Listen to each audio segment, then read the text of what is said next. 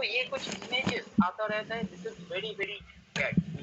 Next point, sir इसमें dreams को भी इंक्लूड करते हैं, जैसे थॉट्स, मतलब जैसे आप बता रहे हो कि थॉट्स आ गए, ये सब वो सपने में भी देखते हैं, ऐसा भी कुछ होता है? हाँ, कभी भी वो इमेजिन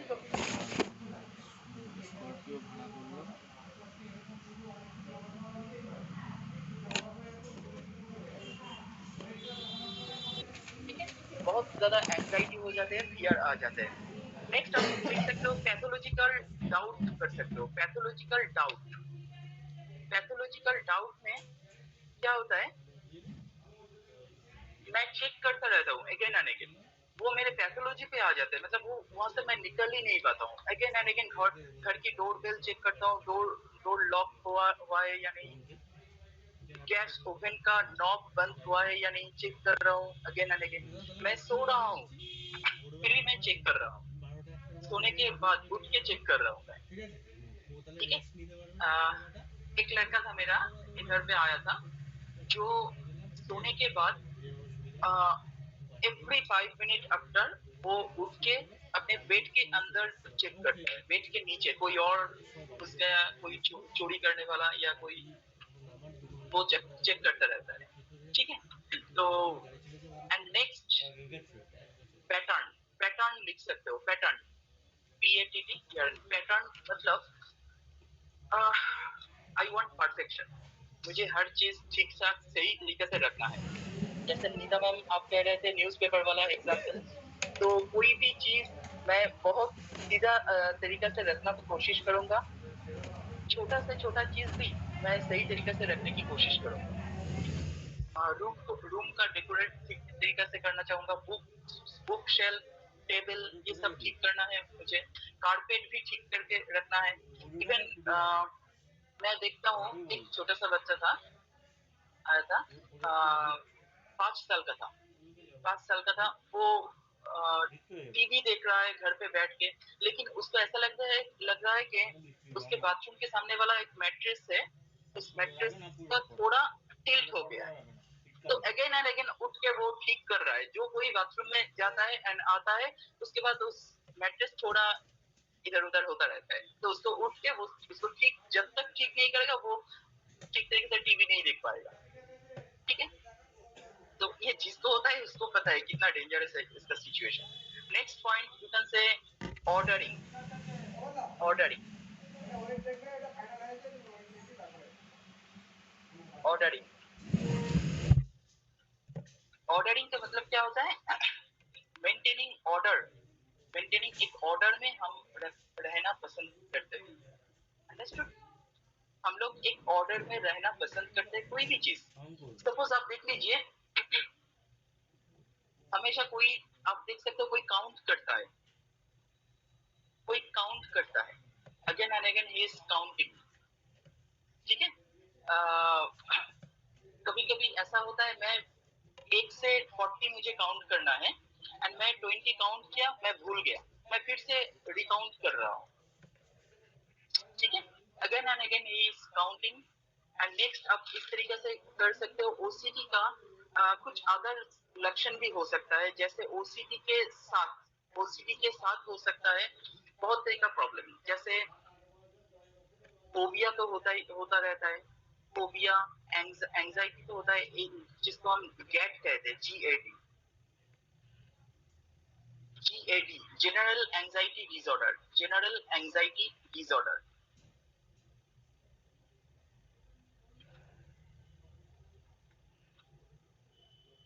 कभी कभी और भी डिजीज आ सकता है, जैसे ट्रिकोटिलोमेनिया कहते हैं, ट्रिकोटिलोमेनिया, TRICHOTILLOMANIA,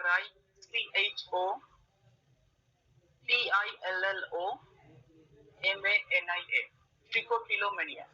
इसमें क्या क्या होता है, बहुत सारे वुमेन में ये दिखाई देता है कि वो अपने हेयर जोर से उठाता है, ठीक है, अपने हेयर को, रिमूविंग हिज हेयर, और आईब्रो, उसका तो आईब्रो टोटल खत्म कर देता है उठा उठा।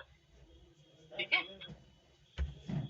इसके साथ और भी हो सकता है, बॉडी डिस्मॉर्फिक डिसऑर्डर कह सकते हो जिसको, मतलब जिसको ऐसा लगता है कि बॉडी डिस्मॉर्फिक डिसऑर्डर, जिसको ऐसा लगता है कि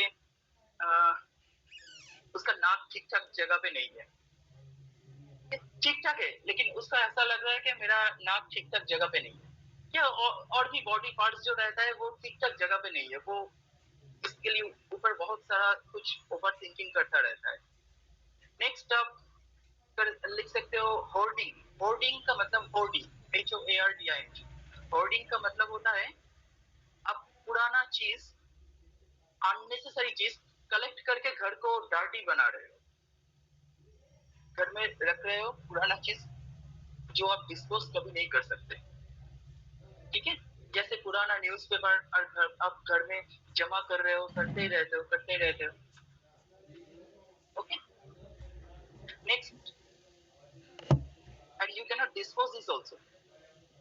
So there was one case in which one lady, she actually did not, she hid the husband who had died and did not allow him, means did not tell anybody and kept him in the house for so many months. Then the people, when they got the smell, they called the police and she was forced.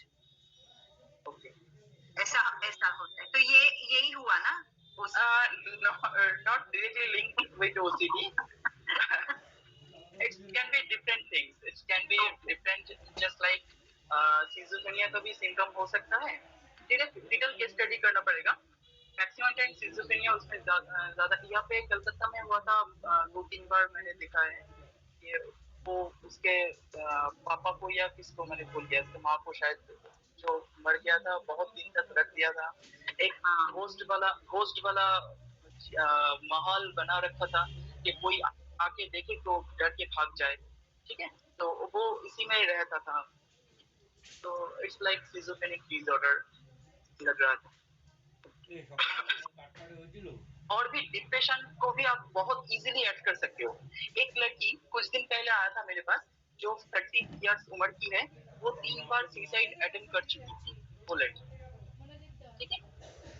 तो वो लड़की 30 years उम्र है उसका, नया शादीशुदा है, 3-4 साल शादी हुआ है शायद, एंड 3 बार सुसाइड अटेम्प्ट कर चुका था ड्यू टू सम डिप्रेशन। तो डिप्रेशन के लिए मैंने कुछ ट्रिक्स देने की कोशिश कर रहा था। तो अचानक सडनली मैंने उसका एक हैंडराइटिंग देखा एक दिन। हैंडराइटिंग देख के मेरा दिमाग घूम गया कि ये तो डिप्रेशन का सिम्टम नहीं है, ये डिप्रेशन तो एक रिजल्ट हो रहा है उसको। डिप्रेशन एक रिजल्ट के वजह से आ रहा है, एक्चुअली उसका ओसीडी है, ठीक है। एंड उस ओसीडी एंड ओवर थिंकिंग की वजह से उसको एंजाइटी हो रहा है एंड वो डिप्रेशन में कन्वर्ट हो रहा है, ठीक है। तो मैंने उसका ओसीडी का कुछ शुरू किया है, कुछ ट्रिक्स, देखते हैं क्या रहता है। अभी तक मुझे कुछ नहीं मिला रिजल्ट, क्योंकि बहुत दिन नहीं हुआ, कुछ दिन पहले की बात है। तो ये डिप्रेशन या ऑटिज्म से भी, ऑटिज्म में भी आ सकता है कभी कभी। एंड एक्सोरिएशन वाला एक और डिजीज होता है, एक्सोरिएशन, इसके साथ हो सकता है। एक्सोरिएशन, EXORIATION, एक्सोरिएशन वाला एक और हो सकता है। जैसे मुझे किसी का कुछ चीज होता है, मुझे डिस्टर्ब करता है, जैसे मुझे अपने पिंपल होता है, मैं उसको ब्लास्ट करवा देता हूँ, एंड बार बार जब भी हो रहा है मैं हाथ को मैं रोक नहीं पाता हूँ। इवन नॉट ओनली दैट, मेरे सामने जो आता है उसका भी पिंपल देखता हूँ तो मैं ब्लास्ट करने की कोशिश करता हूँ, ठीक है। ओके, तो हम कुछ रिजल्ट के ऊपर सोचेंगे, मतलब ओसीडी जब होता है तो उसका रिजल्ट क्या होता है, उसके जीवन कैसा रहता है, उसके ऊपर हम थोड़ा देखेंगे कैसा हो सकता है। फर्स्ट ऑफ वन, रिजल्ट सबसे पहले होता है उसका लाइफ स्लो हो जाता है, whole life becomes slow, okay. And उसको ना ये कंपल्सिव बिहेवियर करने के बाद थोड़ा रिलैक्सेशन मिलता है, थोड़ा टेम्पोररी रिलैक्सेशन मिलता है, लेकिन फिर से वो प्रॉब्लम आना शुरू हो जाते हैं। तो temporary relaxation can be there, and daily life का work, every work it is getting entangled with other work, okay. Daily life का वर्क डिस्टर्ब में आ जाते हैं। नेचर, उसका नेचर हो जाता है very boring character, boring nature हो जाता है। आप उससे बात करोगे ना, आपको समझ में आ जाएगा, the nature is very boring. एक बार बात शुरू करते हैं तो खत्म नहीं होता, जस्ट लाइक दैट। कभी कभी ऐसा होता है।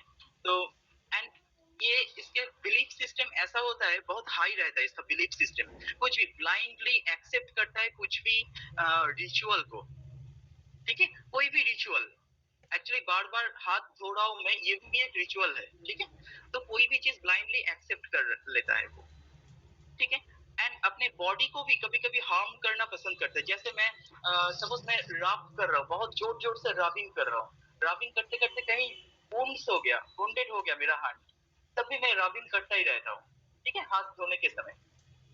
कभी कभी मैं डिटॉल से, अपने रॉ डिटॉल से अपने फेस को धोता रहता हूँ, ठीक है। मुझे ऐसा लगता है मेरा फेस गंदा हो चुका है, कुछ खराब चीज है, वायरस है, तो रॉ डिटॉल से मैं फेस को ठीक करने की कोशिश करता हूँ, ठीक है। तो लैक ऑफ कॉन्फिडेंस भी रहता है, lack of confidence, high distress.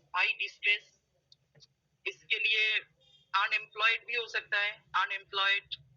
Relationship issue is very common, relationship issue, separation, separation, हाँ, सेपरेशन और डाइवोर्स, ये सब आना बहुत कॉमन होता है।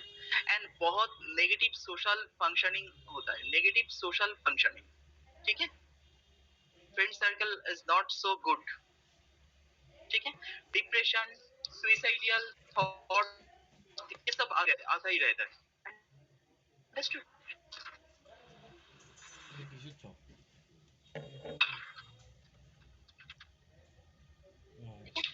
अच्छा, तो नेक्स्ट हम देखेंगे इसका पूरी इंडिया में, sorry not only India, actually पूरी वर्ल्ड में करीब 3%, 2 to 3% इनमें आ जाते हैं, ठीक है। एंड कभी कभी छोटे को अगर हो जाता है, क्रॉनिक बन जाते हैं, ये ठीक करना बहुत प्रॉब्लम होता है, छोटे बच्चों को ये प्रॉब्लम होता है। तो एंड ये सॉरी क्या, ओसीडी, ओसीडी का एक्चुअली रीजन क्या होता है? कुछ रीजन है, कुछ फैक्टर होता है ओसीडी का।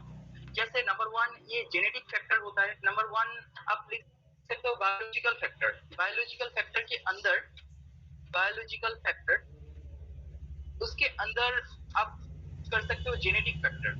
जेनेटिकली अगर किसी के फैमिली में होता है तो उसके करीबी जो फैमिली रहता है उसमें होने का चांसेस बहुत बढ़ जाता है, ठीक है। एंड इसको हम ट्राउटर सिंड्रोम कहते हैं। ट्राउटर सिंड्रोम मतलब, ट्राउटर सिंड्रोम स्पेलिंग लिख लो, TOURETTER, ETTER, समथिंग ऐसा ही है शायद। ट्राउटर सिंड्रोम, ये क्रॉनिक फिक्स होता है। क्रॉनिक फिक्स का मतलब क्या होता है? कभी कभी बहुत सारे बच्चा या बहुत लोग आप देख सकते हो, जैसे अपने फेस को हिलाते रहते हैं, जैसे इस तरीके से बातें करता है, मतलब फेस को ऐसे हिलाते हैं बात करने के समय, इस एरिया, अपने आंखों से बहुत ज्यादा ऐसे करते रहते हैं। कभी कभी ये हैबिचुएट हो जाते हैं वो, अगेन एंड अगेन, ठीक है। इन सब लोगों को, उसके जनरेशन को ये ओसीडी होने का चांसेस बहुत ज्यादा रहता है। इवन कुछ ब्रेन केमिकल्स भी होते हैं, कुछ ब्रेन केमिकल्स होता है,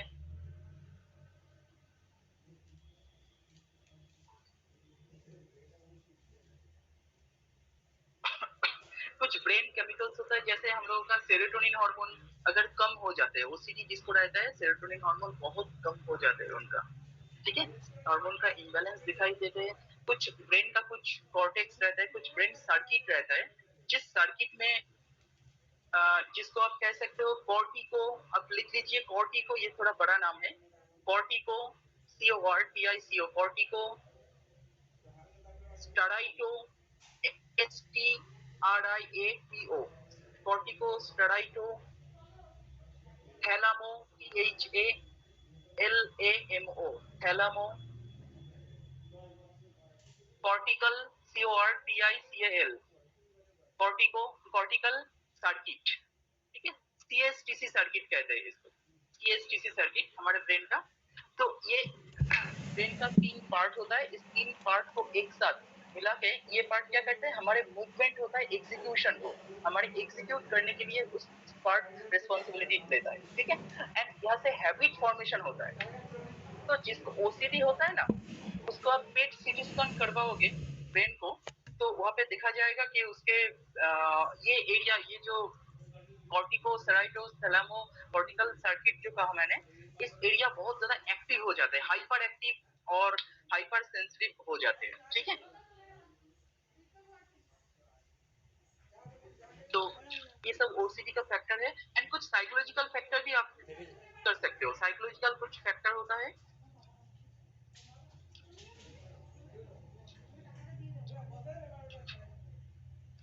साइकोलॉजिकल कुछ factor. First factor is psycho analytic factor. Psycho analytic factor, psycho analytic factor, psycho analytic factor में ओसीडी का मैंने साइको एनालिसिस का कुछ थ्योरी यहाँ पे 2-3 वेबिनार में करवाया था।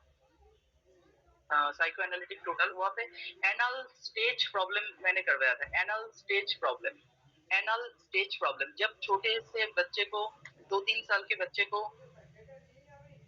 टॉयलेट ट्रेनिंग के समय कुछ प्रॉब्लम आ जाते हैं। ठीक है, जैसे अगर उसके फैमिली में उसके पेरेंट्स अगर बहुत ज्यादा, उस बच्चा तो हमेशा खेलता रहता है, डर्टी चीजों से खेलता रहता है, बच्चे का एक नेचर ही ऐसा होता है। कोई भी डर्टी चीज वो समझता नहीं कौन सा डर्टी है कौन सा अच्छा है। तो अगर कोई डर्टी चीज आ जाएगा, suppose in case of urine, stool, या किसी कोई भी स्टिंगी चीजों के साथ वो खेलना उसको अच्छा लगता है, तो उसके पेरेंट्स अगर बहुत ज्यादा उसको रिस्ट्रिक्ट कर देता है, मतलब उसको ऐसा जबरदस्ती उसको समझा देता है कि ये बहुत खराब चीज है, इसको नहीं छूना चाहिए, तो उस बच्चा छोटे से उम्र से बहुत ज्यादा ओवर क्लीनलीनेस एटीट्यूड शो करना शुरू कर देता है। ठीक है, ओवर क्लीनलीनेस जिसको आप कह सकते हो। अंडरस्टूड? अच्छा, नेक्स्ट अप्रोच रिजेक्ट कैसे? हाँ, श्योर श्योर श्योर। सर, जो ओवर क्लीनलीनेस है, क्या ये भी हेरिडिटरी है? हेरिडिटी तो हेरिडिटी डिटेल्स में नहीं है, लेकिन ओवर क्लीनलीनेस वो एनल स्टेज का प्रॉब्लम से ही शुरू होता है, 2-3 साल से ही शुरू होता है बच्चे का। कुछ एनल स्टेज में जो जो प्रॉब्लम होता है, ठीक है, उसके ऊपर डिपेंड करके शुरू होता है।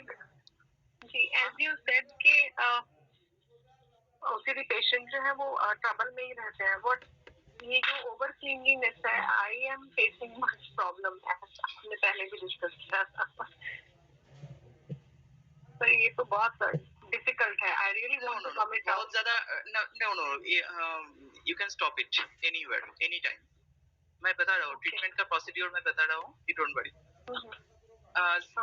ये नेक्स्ट स्टेप आप लिख सकते हो, लर्निंग थ्योरी। लर्निंग थ्योरी की वजह से ये भी एक रीजन हो सकता है। जैसे एक स्टिमुली होता है, ठीक है, उस स्टिमुली से एक फ्राइटनिंग आइडिया हमारे दिमाग में आता है कि मैं अगर ये काम ना करूं तो कुछ हो जाएगा मेरा। अंडरस्टूड? तो पहले ऑब्सेशन आता है, नेक्स्ट उस ऑब्सेशन से हमारे एंजाइटी आ जाते हैं हमारे दिमाग में। ठीक है, ऑब्सेशन, फिर एंजाइटी, एंजाइटी से हम लोग उस एंजाइटी से बचने के लिए हम कंपल्सिव बिहेवियर करते हैं। नेक्स्ट आ जाते हैं कंपल्सिव बिहेवियर। एंड मुझे क्या होता है, उनसे बचने के लिए कंपल्सिव बिहेवियर में कर रहा हूँ, एंड उनसे मिलता है मुझे टेम्पोररी रिलैक्सेशन। टेम्पोररी रिलैक्सेशन मिल जाता है, एंड इस टेम्पोररी रिलैक्सेशन के बाद फिर से उस ऑब्सेशन का थिंकिंग आ जाते हैं। ठीक है, ये लर्निंग थ्योरी से आप ये देख सकते हो। एंड कुछ कॉग्निटिव थ्योरी भी होता है। कॉग्निटिव थ्योरी का मतलब क्या होता है? कॉग्निटिव थ्योरी में एक्चुअली उस पर्सन को परफेक्शन पसंद है, मुझे परफेक्ट होना है, कुछ भी चीज छोटा से छोटा गलती भी मुझे नहीं चाहिए। ठीक है, and wants to be highly responsible, just like बहुत सारे थॉट एक्शन फ्यूजन जिसको हम कह सकते हैं, बहुत नेगेटिव थॉट आता ही रहता है उसके दिमाग में। ठीक है, इस थॉट को हम कैटास्ट्रोफिक थिंकिंग कहते हैं, कैटास्ट्रोफिक थिंकिंग। ठीक है, हम लोगों का थॉट एक्शन डिस्टर्ब जब हो जाते हैं, एंड हम लोगों का अटेंशन बिकम ऑब्सेस्ड, हम लोगों का अटेंशन भी ऑब्सेस्ड हो जाते हैं। जो मेमोरी, हम लोगों का मेमोरी वीक हो जाते हैं कि मैंने वो किया है या नहीं, मैं भूल जाता हूँ, मैं अपना हाथ धोया है या नहीं, मैं भूल गया, मुझे फिर से जाना पड़ा धोने के लिए हाथ। ठीक है, तो इस तरह का प्रॉब्लम भी शुरू हो जाता है। एंड एक और प्रॉब्लम की वजह से भी ये आ सकता है, दैट इज इन्फेक्शन। ये बहुत रेयर देखा जाता है, ये रेयर है, इन्फेक्शन की वजह से हो सकता है, कभी छोटे बच्चे को ज्यादा होता है, इन्फेक्शन की वजह से भी बीमारी हो सकता है। तो हम थोड़ा ट्रीटमेंट के ऊपर बात करते हैं।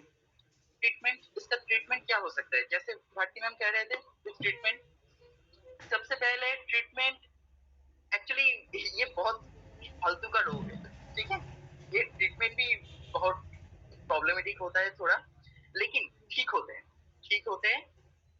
अगर माइनर केस होता है तो ठीक बहुत जल्दी हो जाता है, मेजर केस में ठीक होना थोड़ा मुश्किल हो जाते हैं, ठीक होना। तो सबसे पहले हम उस लोगों को बिहेवियर थेरेपी देते हैं। Behaviour therapy just like psychotherapy, and वहाँ पे ERP, ENRP देने की कोशिश हम लोग करते हैं। ENRP क्या होता है? एक स्टेप में बताता हूँ। इस स्टेप से ये एक दिन में ठीक नहीं होगा, ये स्टेप बार बार फॉलो करना होता है। एक सेशन होता है, साइकोलॉजिस्ट लोग करता रहता है, ठीक है। ENRP मतलब इसका फुल फॉर्म होता है exposure and response prevention. Exposure and response prevention, ठीक है।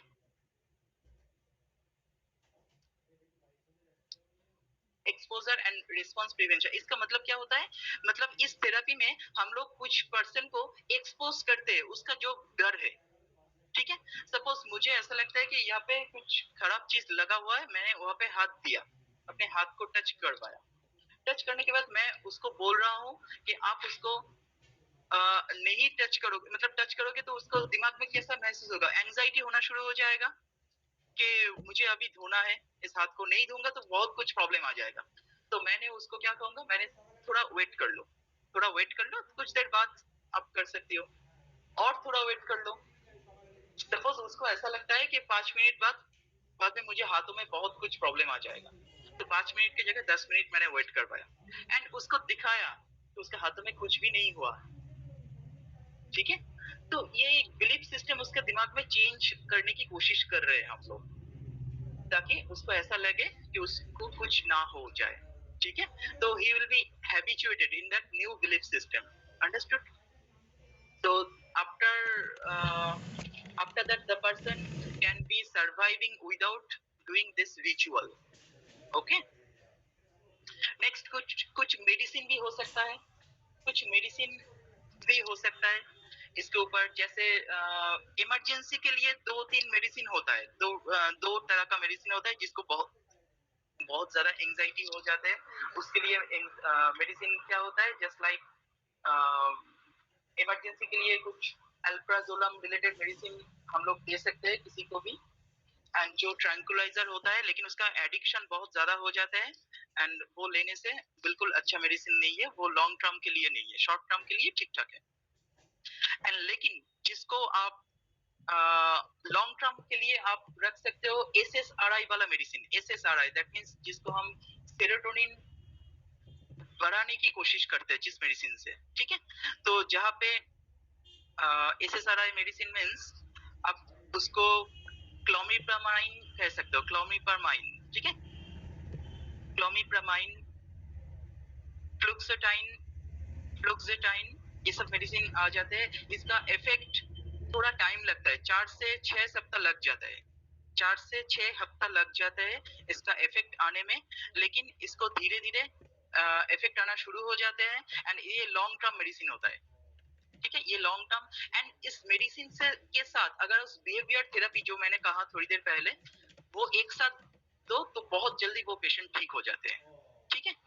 एंड आपको ये भी देखना है कि इस मेडिसिन को 1-2 दिन में काम नहीं होता, 4 से 6 हफ्ते लग जाते हैं, मैक्सिमम टाइम 3-4 महीना मिनिमम हो ही जाता है, मैक्सिमम टाइम ये लग जाता है थोड़ा थोड़ा काम करने में। एंड मैक्सिमम टाइम इस पेशेंट को 1-2 साल, 1-1.5 साल लग जाता है टोटल मोरलेस ठीक होने की कोशिश करने में, ठीक है। फिर भी बहुत मेजर केस में ठीक होना बहुत मुश्किल होता है, ठीक है। And in some case patient अगर ऐसा लग रहा है कि मैं ठीक हो गया, अचानक मैंने मेडिसिन छोड़ दिया, तो ये फिर से आने का चांसेस रहता है। तो ये डॉक्टर को के ऊपर रिस्पॉन्सिबल होना चाहिए, ट्रस्ट करना चाहिए कब मुझे मेडिसिन लेना है, कब छोड़ना है। यहाँ तक समझ में आया सबको?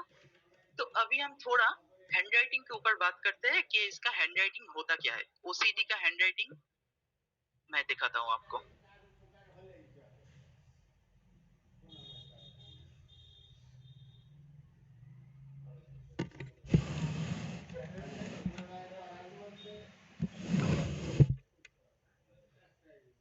ओके, सो सबसे पहले नंबर वन में रहता है ओसीडी वालों का handwriting.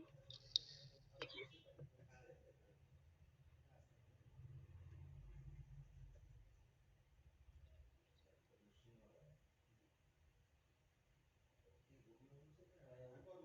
This is very common कि आपने नोटिस किया, मैंने कहीं पर अपना ब्रेक नहीं दिया, पेन को नहीं उठाया कहीं पर। टोटल लेटर्स आर मोनोटोनिक, है ना, मोनोटोनस कनेक्शन जिसको आप कह सकते हो। Number one, all letters are connected, maximum time connection रहता है जिस यहाँ पे। Next, lower zone becomes sometimes narrow. Lower zone का लूप जो रहता है वो नैरो हो जाते हैं। लोअर जोन और अपर zone, upper zone and lower zone का लूप भी नैरो होने का चांसेस रहता है। And middle zone is becoming very very small. छोटा छोटा करके लिखना पसंद होता है इन लोगों को, ठीक है। Middle zone is becoming very small. Number four, जो ओवल्स होता है ना, oval letter A O D G B P Q, letter A O D G B P Q, ये 5 लेटर जो होता है, सपोज लेटर ओ बहुत ज्यादा टाइट करके क्लोज रहता है, टाइट क्लोज, है ना। नॉर्मल इतना क्लोज नहीं है, ये देखिए ये नॉर्मल क्लोज है। एंड टाइटली क्लोज मतलब थोड़ा ऐसे क्लोज कर दिया, ठीक है, मतलब बहुत ज्यादा क्लोज करने के लिए कोशिश करता है। एंड कभी कभी इन लोगों को बैकवर्ड स्लांट हो जाते हैं, जिसको ए फॉर जी स्लांट कह सकते हो, ए फॉर जी स्लांट। और मल्टी स्लांट भी होता है, मल्टी स्लांट भी हो सकता है, ए फॉर जी स्लांट और मल्टी स्लांट, ठीक है, दोनों हो सकता है। एक और चीज रहता ही है, मैक्सिमम टाइम रहेगा, दैट इज, देखिए सपोज मैंने यहाँ पे ए लिखा, ए एल वाई, यहाँ पे देखा ए में बहुत ज्यादा गैप आ गया, तो मैंने इस गैप को करेक्ट करने के लिए एक और डाल दिया स्ट्रोक, ठीक है। तो this is called correction by touch, ठीक है, करेक्शन बाय टच। तो करेक्शन करना ये भी रहता है इन लोगों को, ठीक है, क्योंकि ये तो परफेक्ट होना चाहते हैं, परफेक्ट करने की बहुत कोशिश करेगा। अच्छा, लेटर स्पेस, दोनों लेटर के बीच में जो गैप होता है वो थोड़ा कम हो जाते हैं, नैरो लेटर स्पेस लेकिन wide word space, narrow letter space लेकिन वाइड वर्ड स्पेस, दोनों वर्ड के बीच में गैप ज्यादा हो जाते हैं एंड लेटर स्पेस नैरो हो जाते हैं। अंडरस्टूड? अच्छा, इसके बाद आप कर सकते हो कि starting stroke is very common, starting stroke रहता ही है मोर और लेस, ऑलमोस्ट रहता ही है स्टार्टिंग स्ट्रोक। इसके बाद अपर जोन लोअर जोन दोनों का हाइट वेरिएशन रहता है। अपर जोन अगर छोटा है, लोअर जोन बहुत बड़ा हो रहा है, या अपर जोन बहुत बड़ा हो गया, लोअर जोन बहुत छोटा हो गया, ठीक है। अपर जोन लोअर जोन का हाइट वेरिएशन। अच्छा, एक और चीज वेरी इंपॉर्टेंट, दैट इज उसका शेप, हैंडराइटिंग का जो शेप होता है ये बहुत ज्यादा राउंड करने की कोशिश करता है, बहुत राउंडिश, बहुत ज्यादा रिलैक्स्ड या कंप्रेस्ड और स्क्वीज नहीं करना पसंद नहीं होता है इनको, टाइटली क्लोज करने की कोशिश करता है एंड राउंड करने की कोशिश करता है। अच्छा, जो कंपल्सिवनेस होता है, जो मैंने कहा कंपल्सिव बिहेवियर, उनकी वजह से इसका पूरा हैंडराइटिंग चार साइड में नैरो आना बहुत कॉमन रहता है, narrow margin, all side narrow margin, they are very busy person. Sir, can you explain this with an example? This point. Just now you explained this point, na? So can you give an example? Round shape. Yes. Round shape means this So one. after round shape writing, you there's another point, right? After round shape writing. After round shape, narrow margin all side. I'm telling you. Narrow margin का मतलब होता है this is my page and मैं handwriting कर रहा हूँ, इधर से शुरू कर रहा हूँ. Narrow margin on all sides. All side narrow. Okay. ठीक है, इस तरीके से शुरू कर रहा हूँ. Thank you, sir.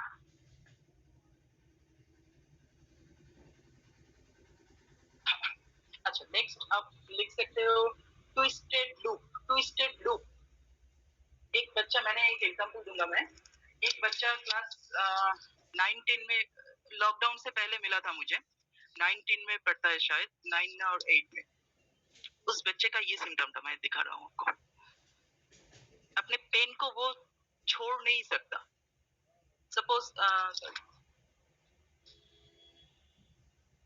Letter T इस तरीके से नहीं, इस तरीके से नहीं, मतलब टोटल टी खत्म करता था ऐसे. ठीक है, लेटर टी या सपोज कैपिटल टी भी इस तरीके से. अंडरस्टूड? मतलब पेन को वो उठाना नहीं पसंद करता है. अंडरस्टूड? बहुत ज्यादा परसिस्टेंट हो जाता है ये. तो वो लड़का मिला था, उसका बहुत डिप्रेसिव चाइल्ड है, बहुत डिप्रेसिव है. उसका कुछ स्कूल में कुछ इशू हो गया था. एक दिन उसको कुछ कह दिया था कुछ बच्चा ने, कोई एक लड़की उसके साइड में बैठ गया था. तो उस लड़की के क्लास 8 में जैसा होता है, इसने बोल दिया था ये तेरा गर्लफ्रेंड है. उसके वजह से उसको बहुत सारा डिप्रेशन आ गया. उसकी वजह से वो स्कूल जाना छोड़ दिया. 90% मिलना वाला स्टूडेंट था, स्कूल जाना छोड़ दिया. स्कूल के नाम सुनते उसको वोमिटिंग फीलिंग आना शुरू हो गया. बहुत सारे दूसरा डिसऑर्डर आना शुरू हो गया. और भी कई सारे, मतलब एक दिन उसका टीचर भी उसको बहुत ज्यादा डांट दिया था. वो बाद में काउंसलिंग के समय मुझे एहसास हुआ, मैं रियलाइज किया ऐसा हुआ है उसके साथ. वो कुछ सिजोफ्रेनिक सिम्टम, माइनर सिम्टम था, ठीक कर दिया था. लेकिन ओसीडी मैंने ठीक नहीं कर पाया, क्योंकि उस मतलब प्रॉब्लम की वजह से उसको ओसीडी हो गया था. ठीक है, उस प्रॉब्लम की वजह से. एंड स्कूल नहीं जा पाता. एक भी लाइन भी लिख नहीं सकता. जो 90% मिलता है जिसको, एक लाइन भी नहीं लिख सकता. एक वर्ड ठीक तरीके से लिखना उसको पसंद नहीं. वो बोलता है, मैं उसको कहता हूँ कुछ भी लिख दे, अगर गाली आता है तो गाली लिख दे. वो बोलता है मैं जब लिखने की कोशिश करता हूँ मेरा दिल कहता है कि आप नहीं लिख पाओगे, तो मैं लिख नहीं पाता हूँ. What a conclusion. तो एंड एक और चीज हो गया था, उसके डॉक्टर ने उसके सामने कह दिया था इसको ओसीडी हो रहा है, इसलिए वो नहीं लिख पा रहा है. तो वो कोई बहुत बड़ा साइकोलॉजिस्ट था, उसको पता नहीं, तो दिखाया था, उसके माँ कह रहा था. तो उसको जो भी मैं कहता हूँ उस बच्चे को, वो बोलता है सर मुझे तो ओसीडी हुआ है लेकिन इसलिए मैं लिख नहीं पाता. तो भैया ओसीडी क्या है? कोई साबुन है या कोई क्रीम है बच्चे के लिए, कुछ क्या है? तो बोलते हैं मुझे पता नहीं, मुझे तो ओसीडी हुआ है, जब ओसीडी ठीक हो जाएगा तो मैं भी लिख पाऊंगा. ठीक है, तो पता नहीं मैंने ठीक नहीं कर पाया लॉकडाउन की वजह से. लॉकडाउन के और मिला नहीं उनसे, तो काउंसलिंग करने की बहुत कोशिश कर रहा था उसका, पता नहीं अभी कैसा है. तो ऐसा होता है. एंड नेक्स्ट, कभी कभी आप देख सकते हो टी के कुछ न्यूरोटिक बच्चा होता है, न्यूरोटिक. ओके, जो लेटर टी में कभी कभी डबल बार आ जाते हैं. तो ये सब न्यूरोटिक टेंडेंसी होता है जो एक्सट्रीम गिल्ट इंडिकेट करता है. 1 T stem but 2 bars are there. 1 T 2 bars. तो ये टोटल 13 सिम्टम मैंने कहा ओसीडी का. ये जनरली देखा जाता है कभी कभी.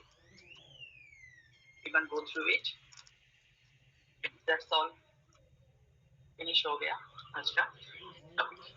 So now लास्ट डे मैंने जो ओ करवाया था, वो एक्चुअली क्या करवाया था, मैं बहुत ज्यादा मैं नहीं बताया था किसी को इसके बारे में. इसका एक टॉपिक मैं सबको जरूर दिखाऊंगा, ये डिटेल में सिखाऊंगा मैं. टोटल मुझे कॉपीराइट मिलने के बाद मैं सबको दिखाऊंगा. मैं I'm just sharing this. yes sir, that would be better, not in a hurry again.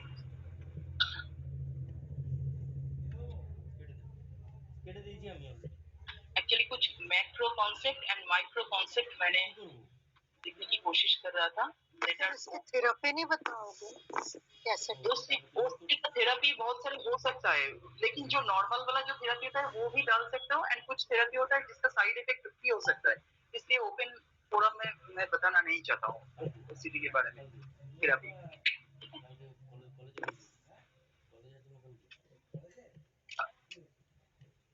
This is a macro concept मैं ये दिखा रहा हूँ सबको।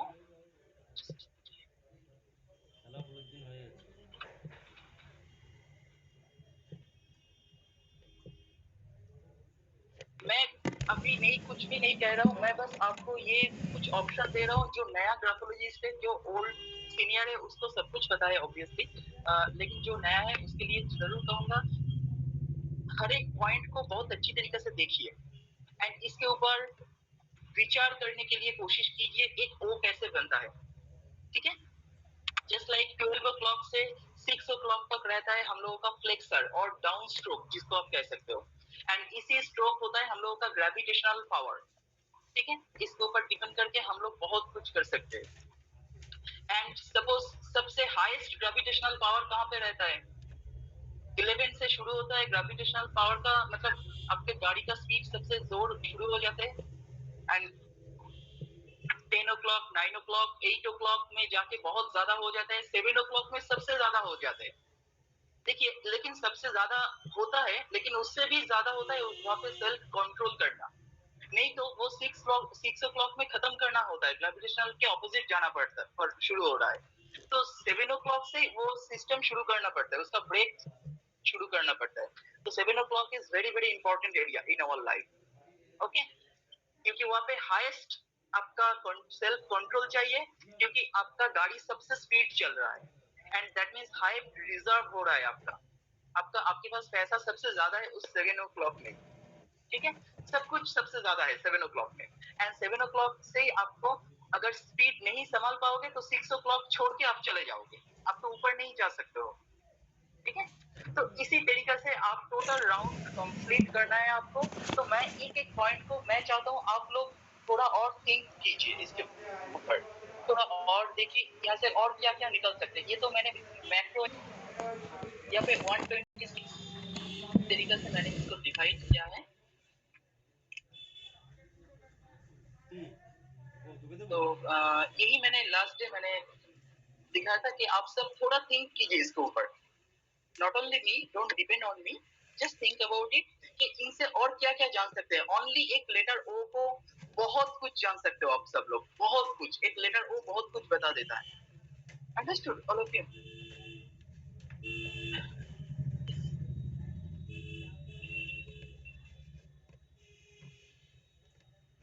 एंड हर पॉइंट में आप बहुत कुछ देख सकते हो। सपोज किसी का ओपन आप होता है, ओपन आप होता है किसी का, तो 12 o'clock एंड 1 o'clock के बीच में किसी का ओपन आप हो गया, तो उसका कैरेक्टर पे क्या असर पड़ेगा? क्योंकि वहाँ पे ग्रेविटेशनल फोर्स सबसे कम हो जाता है, मतलब ऑपोजिट हम उठ रहे हैं वहाँ पे, तो पावर सबसे कम हो जाता है। ओपन अप मतलब क्या है? मेरा पावर, मैं हाथ को छोड़ रहा हूँ, मेरा पावर खत्म हो गया। 12 o'clock तक पहुंचने से पहले ही मेरा पावर खत्म हो गया, है ना? तो इनसे क्या क्या म्यूटेशन करके, ये तो ओरिजिनल कोड चीज होता है, मेरा पावर खत्म हो गया जगह से, अपने 12 o'clock में पहुंचने से पहले मेरा पावर खत्म हो गया, तो मेरा ये म्यूटेशन करके क्या क्या आ सकता है मेरे पास कैरेक्टर। तो थोड़ा थिंकिंग कीजिए, आपको सब कुछ पता चल जाएगा थोड़ा। और एक एक पॉइंट को मैं चाहता हूँ आप एक एक पॉइंट को पकड़ के थोड़ा थिंक कीजिए। अंडरस्टूड? सर उसका मतलब उनका फिजिकली पावर कम हो रही है, हो सकता है। जैसे आप कहते हो टॉकेटिव हो जाते हैं, ठीक है, तो talkative is nothing but A mutation character, okay. But core problem is, ये मैं एंटी क्लॉकवाइज दिखाया, तो क्लॉकवाइज होगा तो टोटल उल्टा हो जाएगा, ठीक है।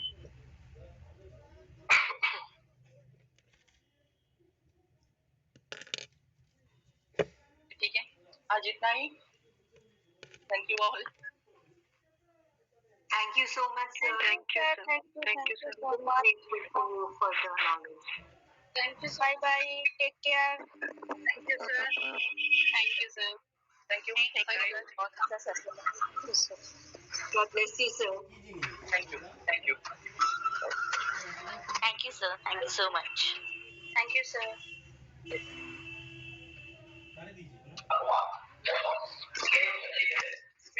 Thank you. Good night. Good night, sir. So can I talk to you? हाँ, sure. Have time ना? 2 मिनट है ना? हाँ मैम. मैम 5 मिनट मुझे दोगे? Sure, sir. Just 2 मिनट मुझे दीजिए, मैं थोड़ा.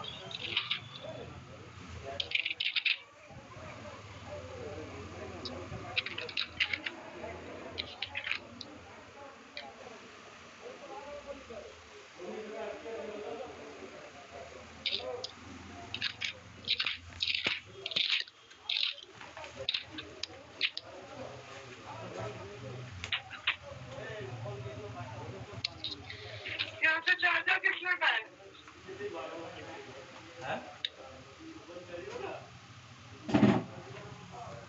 हिमाल नहीं हिमाल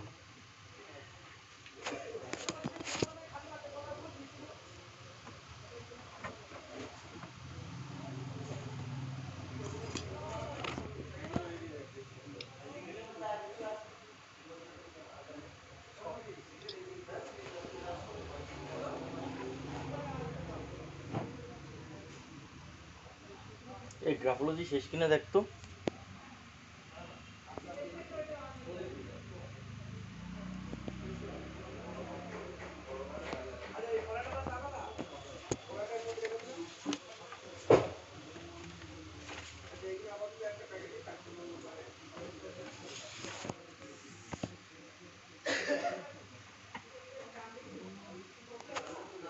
भारती मैम, आप बताइए, कुछ कह रहे थे आप? तो जैसे ओवर क्लीनलीनेस की हम बात कर रहे थे, तो इसको मैं कैसे ओवरकम कर सकती हूँ ये प्रॉब्लम को? मैं कुछ स्ट्रोक आपको दूंगा, ठीक है? कुछ स्ट्रोक दूंगा. आपका हैंडराइटिंग मुझे पता है. आप एक बार दिए थे ना आप? सर एक बार दिया था मैंने स्टार्टिंग में. हाँ हाँ हाँ. मैं आपको अपना फ्रेश सैंपल भी दे दूंगी, फिर आप अब दे देख दीजिए. लीजिएगा. सर जैसे प्रॉब्लम पता है क्या है कि मैं कहीं भी जाती हूँ ना, even if I travel in normal बस, तो जहाँ पर वो फैब्रिक वाला सीट होता है ना, I can't sit on it. कहीं मैं सपोज हम घूमने भी गए हैं, हम होटल में भी जाते हैं ना, तो भी मैं बेड पे नहीं सो सकती. मुझे अपना बेडशीट लेके जाना है, अपना ब्लैंकेट लेके जाना है. ये थोड़ा ट्रबलसम तो होता ही है. नेवर फेल्ट कि वो पागलपन वाला सीन रहता है. बस ये क्लीनलीनेस वाला, अगर किसी का भी घर गंदा है और हम लोग गए हैं, तो it seems very difficult. I feel suffocated. Yes. This चलिए, is ये the चीज तो problem. होता है, उसी को पता चलता है कितना डेंजरस होता है ये. सर समटाइम्स ऐसा होता है कि मुझे कहीं पर नाइट स्टे करना ही है. सपोज हम जैसे हम वी आर नॉर्थ इंडियन, तो we very often go to Vaishno Devi. तो वहां पर अगर बहुत सर्दी है और मेरे पास ब्लैंकेट नहीं है ना, I can not take off hotel. सारी रात में ठंड में बैठना पड़ता है मुझे, और मैं वो ब्लैंकेट कैरी नहीं कर पाती. ये इट्स ह्यूज प्रॉब्लम. कुछ थेरेपी मैं आपको दे दूंगा. हैंडराइटिंग का कुछ थेरेपी दूंगा ऑब्वियसली. एंड कुछ सेशन में करवाऊंगा आपको, ठीक है? 3-4 सेशन आपको करवाऊंगा. वैसे मैं ट्राई करूंगा ये ठीक हो जाएगा. बहुत बड़ा प्रॉब्लम नहीं है, माइनर प्रॉब्लम है, लेकिन थोड़ा टाइम लगता है. एक हफ्ता में एक बार करके, अब हाफ एन आवर करके मुझे टाइम दीजिएगा. ओके? ठीक है सर, ठीक है sir. I will try my best to help you. Right, sir. Thank you. So I'll send you my fresh sample. आप सेंड कर दीजिए, मैं एक बार देख लेता हूँ. ठीक है सर. कहाँ पे Thank प्रॉब्लम you. है मैं आपको. Thank you, sir. Okay, bye. Take care. Okay, thank you, sir. Thank you.